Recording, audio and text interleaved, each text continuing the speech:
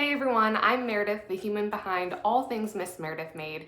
My YouTube channel is here to help teachers turn their expertise into income, and in this case, today's video is all going to be about how I set up my tutoring sessions and exactly how I fill an hour's worth of time. Just as a little bit of a background, I have taught 3rd grade and kindergarten in the public school setting, so I did come into tutoring with some prior teaching experience. I know that not all tutors do, so if you are a tutor that maybe has no teaching experience prior, but you feel like, hey, I'm pretty smart, I really like working with kids, and I feel like this is something I could do, this is the right spot for you.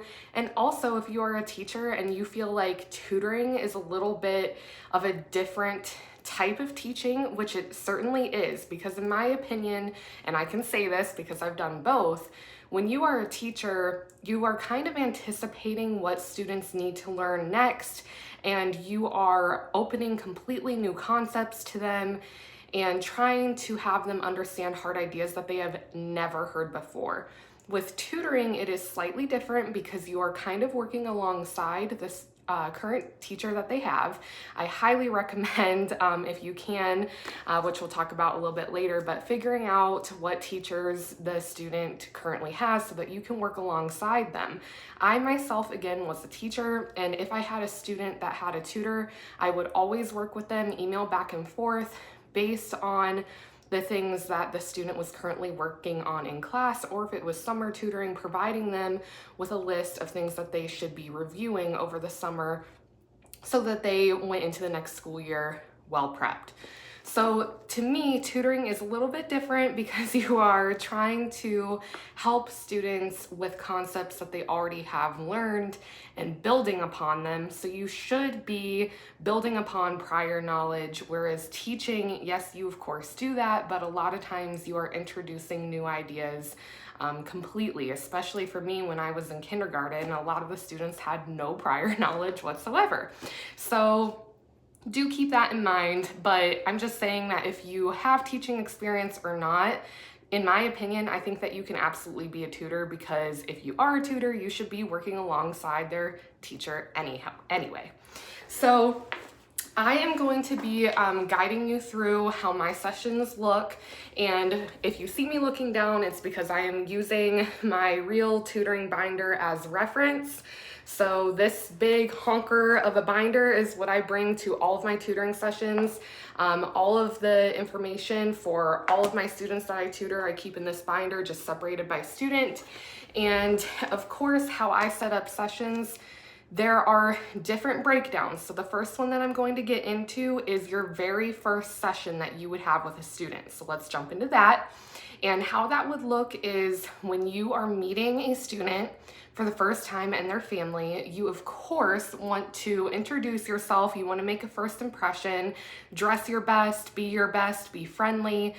Keep in mind that these parents, a lot of them have not met you. Now, of course, if you are a teacher who also tutors, then this would be a different case. But in my experience, actually, when I was teaching, we were not contractually allowed to tutor students that we had, which I didn't agree with whatsoever, but that was my experience. So since I have tutored, it has always been a first meeting with somebody that I haven't met before. So again, what I am saying is based off of my experience. So do keep that in mind.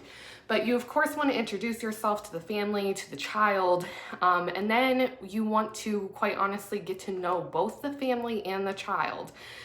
This helps kind of break any ice that may be there, and it gives you a chance to get to know the child and the family so that you can hopefully base your tutoring sessions more appropriately moving forward based on that, and also so that they know that you're interested in them and you're building that mutual rapport. It's very similar to if you are teaching, you want to be building that mutual respect from the get-go. So how I personally do that, I like to have it in a very guided format. So when I sit down for the first time with the family, with the students, I go over a tutoring questionnaire, both with the guardian that comes with the child, no matter who that may be. Sometimes it's mom, dad, grandma, aunt, uncle, but I literally go through a very guided questionnaire process. It's almost interview-like, but it's very beneficial because I have questions on here such as, has your student had any prior tutoring experience? If so, how long? Did they like it? What did they not like about it? This is helpful for me because a lot of families that I tutor, they do have prior tutoring experience and they'll tell me the things that didn't work out. And of course you want to know that because you don't want to be redoing those things that they didn't like in order to find you as a new tutor. Then I will ask for like homework samples. If they have them, they can bring them the next session. That way I can kind of see what they're working on currently, or even if it is the summer. This is where I ask, who was your child's prior teacher? Do you have an email to reach out for them? This is so important because this is where I will reach out to the student's teacher, whether it is during the school year or if it's the summer, the prior year's teacher, and I will just straight up ask, hey, what should I be working on with this child during our tutoring sessions? And that will help you bypass so much time figuring out what you should be working with. You can just get started right away and it will be much more targeted doing it that way. Other questions that I ask the family are some safety type questions. So for example, I have a question on here about who is permitted or not permitted to pick up your child. Nowadays, you would be surprised about how many arrangements families have in regards to separations, divorces. Sometimes it is even illegal, unfortunately, who can come and pick up a child. So you want to do CYA, cover your butt, and make sure that you're not doing anything illegal during your sessions, which I think is something a lot of people don't quite honestly think about. So that's something that I've gotten from being a teacher, is making sure that whoever is picking up the child is permitted to, because yes, that does happen. You also want to ask things, of course, like what are your goals for the end of tutoring? What do you want to see? And if there are any strengths, any challenges that you should be aware of. And of course, if you have a student that has a 504 or an IEP, you must ask those questions, because if they do, then it's a good idea to reach out and ask what are their goals in their IEP and their 504. How can you assist in meeting those needs for the school year or the upcoming school year? Now, as far as the student questionnaire, it looks very similar. Looks like this, and I'll just kind of write down their answers as I talk through with them. But this is more just getting to know the child on a personal basis. It allows, again, just to build that rapport, but I'll kind of ask what kind of hobbies they're into, if they're involved in anything at school, outside of school, how they feel about going to school. You'd be surprised how many students are very negative about their school experience, which kind of will give me, hey, are they falling behind for in the need to have these tutoring sessions? Is it more behavioral, or is it more an actual learning process that's going inside of their brain? To me, when they tell me, one of my questions is like, do you have friends to play with at school? Do you have friends and relationships that you hang out with outside of school? Those kind of things do help me, because if it's a very negative response, then I kind of get the feeling that school as a whole is just kind of a black cloud in their mind above them, and I need to come in and try to help build confidence. Those kind of questions really will help guide you. And vice versa, if it's a student that is just saying that they love school, that they have so many friends at school, then it kind of will trigger to me, okay, there's probably something more going on for them to be so behind. Because to me, a child that goes into school loving it psychologically, more times than not, there's something more going on there from what I personally see. Again, this is based on my experience. I will ask them if they have pets. I will ask them if they have siblings. That question also helps you for future business. Of course, if they have younger siblings, then you know, you can try to reach out and see if they need tutoring sessions in the next couple of school years as well. So again, and then after that, I'll kind of ask them if they have any questions for me to get to know me a little bit better. So if you envision this is me sitting at a table with the family. I'm going through these questionnaires with both the family and the student. Once they get to know me and we have kind of the ice broken and we feel a little bit more comfortable, then I will go over a tutoring contract with that family. gonna do my best to cover up the students' names here, but this is what it looks like. It's kind of a checklist for the family just to make sure that I am protecting myself, protecting the child, and protecting my tutoring business.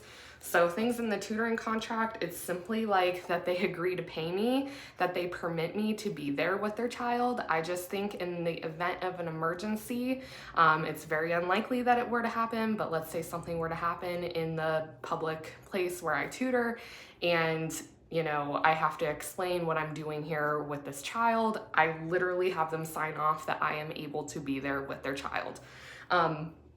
I also have in there about arriving on time, picking up on time, and a cancellation policy. So this can be kind of what you feel needs to work for your business, but I have this contract in place because all of these things have happened to me. Parents will try to drop off early. Parents will try to pick up late. Parents will try to drop off late and want you to tutor until a later time to get their money's worth. And all of that is in this contract for me about being very clear what my expectations are, because that's just the nature of the game. And unfortunately, a lot of families do try to wiggle in their own ways. And you just want to make sure that you are protecting yourself and have it be very clear, because if a family cancels on you or no-shows you, then you have it in your contract that they still owe you a fee. So I always recommend having a tutoring contract to protect everything that needs protected. Up until this point, okay, so the questionnaires and the contract, this should be anywhere from about 15 to 20 minutes for your first session. So we're already about 15 to 20 minutes in. For the first session, because at this point I may have not already talked to a teacher, I will typically do this after I get the information in those questionnaires, then I will get into a baseline assessment for the very first session. So that will be, of course, based on the age that you are tutoring. But just for example, I tutor currently a couple of students that are going into first grade. It's the summer right now. And so things like that will be like letter identification, sounds. Can they write their name? Can they write numbers 0 to 10? Can they write numbers 10 to 20? Can I tell them a sentence like the frog can jump, and can they actually write it down? That's called sentence dictation. All of those things I try to go through, and for this, I'll do it for about 15 minutes, no matter what age, okay? I tutor students K through 12, and it will always be a baseline assessment to try for myself. If I can't get a hold of that teacher, usually I can, but on occasion, you can't. And in that case, you want to make sure that you are doing your best to assess what you should be helping the child on. It's a good idea before you do those baseline assessments to tell the student that you expect them to know some of the things and you expect them to not know some of the things, that you are just trying to get to know where they are and know what they know in their brain. After you do about 15 minutes of that assessment, I always do like a break for 5 minutes. So at this point, I will offer them if they need to use the restroom, because keep in mind that they've already been in this tutoring session now at this point for about 35 minutes. So it's already been a while. I offer about 5 minutes because testing is never fun. They can sit with me and chat a little bit more. They can use the restroom, but just do a 5-minute break at that point for your first session. Then I'll jump right back into it, finish up the assessment with another 15 minutes. Okay, and then after that, I'll just kind of wrap up for 5 more minutes and just kind of recap of what tutoring will look like from here on out, which I will also let you know. And I typically like to do some kind of engaging, like closing activity within this time too. So it can be a really quick game. It can be a really quick read aloud if it's a younger student, but something to just kind of end off on a good note of, hey, tutoring isn't going to be all assessment. You want to leave off on a high note of, hey, we're going to have some fun in these sessions as well. Now, I always say that depending on the student you have, some students work a lot faster than others. You always want to have some backup activities. So bring a book, bring a puzzle, bring a learning game. something to supplement in case you have extra time. So that is how I base my first sessions, and it is the same every single time for the first session. Of course, the assessment changes based off of the age. Following the first session, my sessions follow a very similar structure every single time. This not only helps me, but it helps the student know and be able to anticipate what is coming next in their sessions. It also helps with anything behavioral as well, and avoiding questions like, what are we doing? What are we doing next? It just helps if you follow the same structure every single time. So for the first 5 minutes of every session moving forward, I will do some kind of warm up or review. If you are wondering, well, how do I do that after I just do an assessment? Pick something that they were relatively confident in to build upon. You don't want to pick something that they had no clue about, or else they're going to be feeling pretty crappy moving into your tutoring session. So pick something that you feel like they can build some confidence in. After that 5 minutes, you will do 10 minutes of instruction, building upon that concept that you picked. Based off of that concept you picked, after that 10 minutes of instruction, do a 15-minute guided activity with this student. This could be anything that you are working on, whether it be writing, reading, math, whatever you are working with this student. Do a 15-minute activity that you are actively working with them, alongside them. After that 15 minutes, you will do a 5-minute break. Again, this can be made up of whatever you feel like it should be. Oftentimes, again, I do like a restroom break, a drink break. I offer to take a lap around the public place that we are working at, like a walk, and then we come back and get started on the next activity, which is also about 15 minutes, but this one I typically try to let them complete on their own, and then afterwards I will work with them on anything that they may have missed. But this is teaching kind of 101, so teachers, you probably already know this, but if you are coming into tutoring without a teaching background, this process is called scaffolding, and what you like to do in this type of teaching is you start working with the student, and then you allow the student to work individually on their own, and that's scaffolding them in their skills to be able to work independently. So certainly I always try to have the second activity, let them try it on their own, and of course if they need my help, that is why I am there, and I will intervene when needed.